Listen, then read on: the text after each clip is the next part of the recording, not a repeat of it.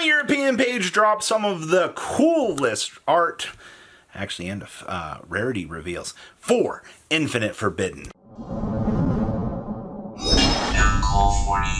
Make sure you guys smash the living crap out of that subscribe button so you guys don't miss out on more Oscar. Is your wallet actually ready out here for this set? Because, whew, man, these, this is Age of Overlord 2.0. Like, this set is shaping up to be some very, very expensive stuff. And the Dragon of Pride and Soul being, you know, our QCR, I'm not all that surprised to know that. I am happy that the card actually looks spectacular, though. Like, they did a good job with that. Now, what you are going to notice here is Sengenjin wakes from a millennium. I like that, actually. It's kind of cool.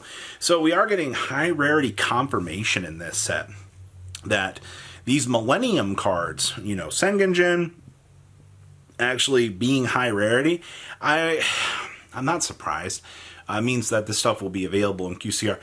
The good news is, the only real things that matter for this package were the fact that the OCG was trying to use these pieces to get to Snake Eyes combo very quickly. Whatever your mini package ended up being with, like, you know, the Millennium Ankh, the Sengenjin, and all of that, it was a really cool idea. Unfortunately, I don't think that the TCG is going to be, you know, quite as, you know, tolerant of trying that idea, because I feel like it's just going to run into too many bricks along the way. But interesting to see confirmation on that. Now, the Dark Magician being an ultra rare, I did not expect that. Konami, actually, you get a W here. I swore up, down, sideways, left, right that Konami would print a Dark Magician in a high rarity secret rare and call it a day. They'd be like, hey, you know, you over there in the back, you can have your Millennium Dark Magician. Well, they actually printed it as an Ultra, which means it's still going to have a QCR, which I guess they're going to use the QCR as the selling point, higher rarity for that. That's fine. I didn't really want to pull this card as a secret rare anyway, I'm not going to lie to you. So, personally, I think that this is pretty good to see here. Now, Fiend Smith Engraver is a secret rare. We've already had confirmation on this since the NA, the NA and the European pages revealed the giant cards. And guess what? You got the chance to see the Fiend Smith being in that higher rarity. I'm not going to lie to you. I know a lot of people still aren't happy about this, but in the words of the great people that I have read from so far, $400 just to go X3 drop at locals. Isn't that what you're really looking forward to most out of this package?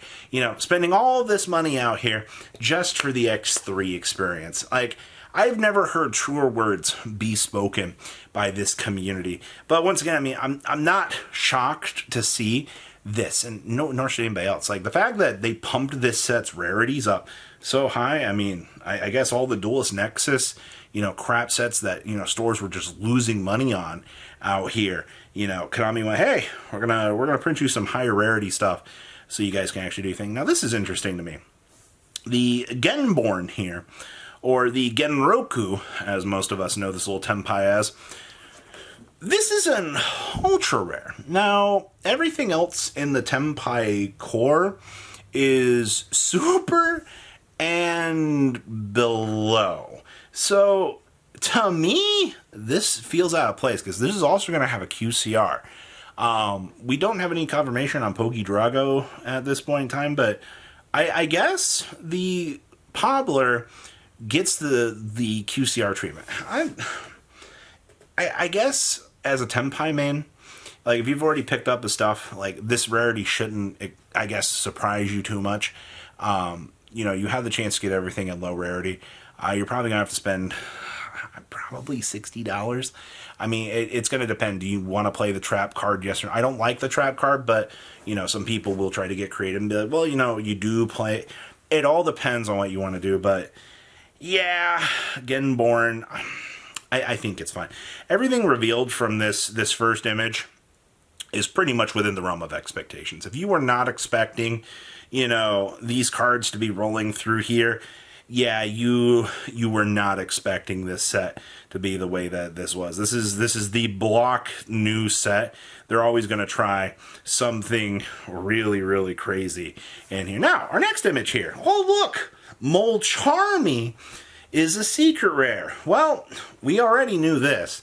Once again, when they dropped that fresh NA product pay, or that fresh 2 events, we got to see, hey, free giant cards out here. Yeah, this set is going to be insane. I don't personally think that Charmy is going to live up to the, initial hype that's expected for this card. I mean, if they start to hit $30, people are going to actually go nuts for that. But that's kind of something kind of expect out here. Also, this thing's going to be available in QCR, and it's going to be its max rarity, and you're not going to see a reprint for this thing for 11 months, 12 months, heading on into next year's tins. So, if this card does see some sort of play for the next year, that's a big thing to think about. The Unstoppable Exodia Incarnate also is an ultra rare.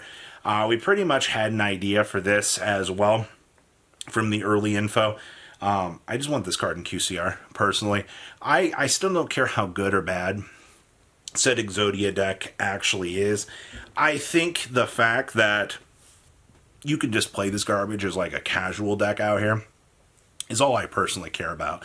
I just want to play some bad Exodia. That's all I want. Like, I play tested the Yugi deck. I play tested the Exodia deck. Obviously, the little blue eyes Millennium Dragon that we get helps this deck out so much. But I have to wait till Rage of the Abyss in order to get that card. So many months away. But I will tell you, if you're an enthusiast of this, you're actually going to be very happy with that. Now, Gimmick Puppet Fantasious Machinix is looking like it is going to be a super rare. Now, the Gimmick Puppet stuff being available in low rarity, or, maybe they're just going to make the big Gimmick Puppet, the thing that you rank into off of Fantasics, into a secret. If that's the case, I mean, you only need 2 of them anyway, so dedicating a slot to picking up 2 secret rares for this deck.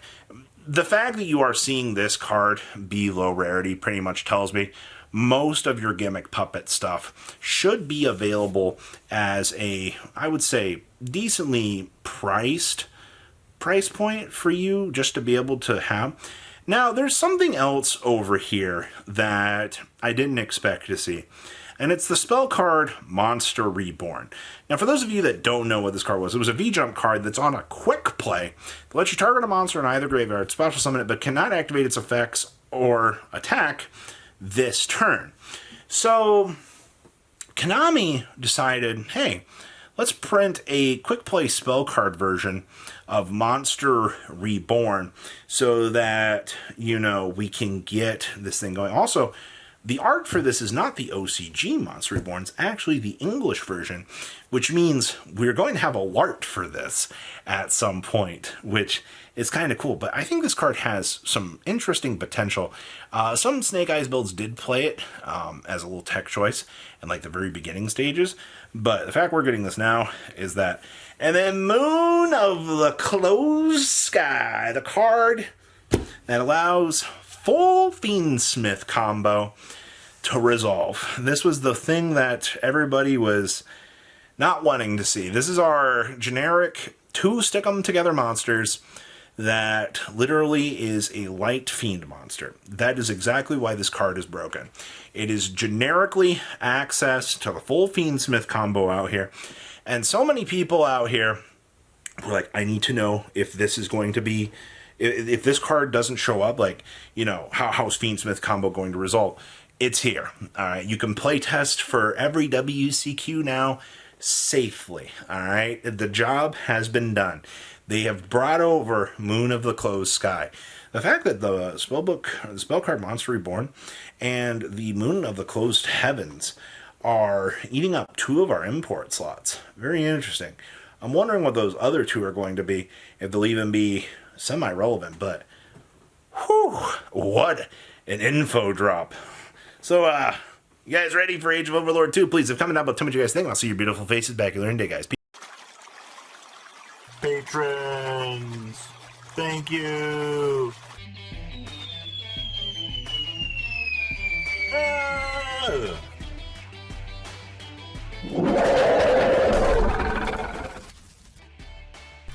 Thank you so much for watching. Check out these other videos.